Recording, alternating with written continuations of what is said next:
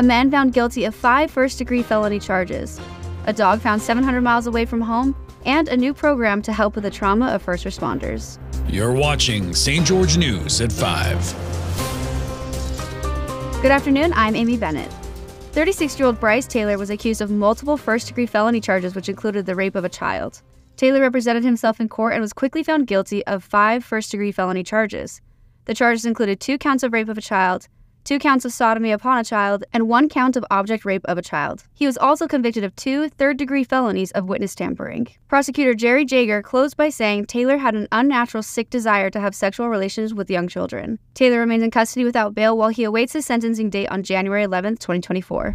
Eric Spenlove was a St. George man who was one of the 8 airmen to die in a CV-22 off-spray mishap off the coast of Japan on November 29th. Spenlove was an officer and doctor and was described as introverted and adventurous, but most of all, a family man. He left behind his wife Chelsea and 4 children they had together. Spenlove's brother-in-law said that the crew would fly all around the world and that he was one of the leaders in the crew. As the search and recovery of the bodies in the crash continues, the family hopes that the remains, if they haven't already been located, will be secured and bring them to the closure that they are looking for.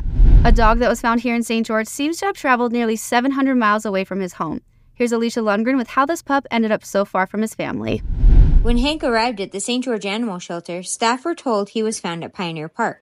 His real home, however, was a ranch 700 miles away in Oregon, as seen here in footage courtesy of Hank's family and the shelter. With some luck, a social media post about Hank connected the shelter with his family, and he was picked up early in the morning last Thursday. Kathy Freitas with the shelter said those who find a dog near livestock or a ranch should assume they are a working dog and notify the local authorities. These are cherished members of these families, sometimes for generations, and removing them from that situation and taking them, thinking that you're taking them away and putting them in a better place, you're putting their flock at risk, you're putting the other animals that they take care of at risk by removing their guardian. And removing that dog from that area and driving it somewhere else and trying to rehome it is doing a disservice to the dog. That dog wants to be working. It wants to be on its ranch. It wants to be doing what it was bred to do.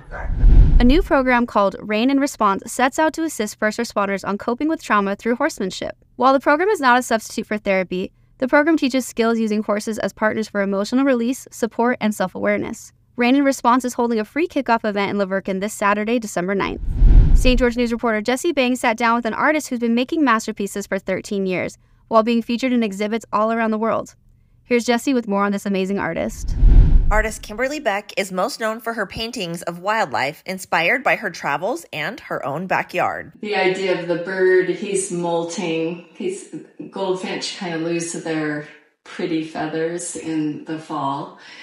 And I saw this when I was out on a walk in the Midwest at this beautiful savanna area. And there was this weird, man-made, rusty pipe just sticking out. And he kept flying around and then he'd go land on it.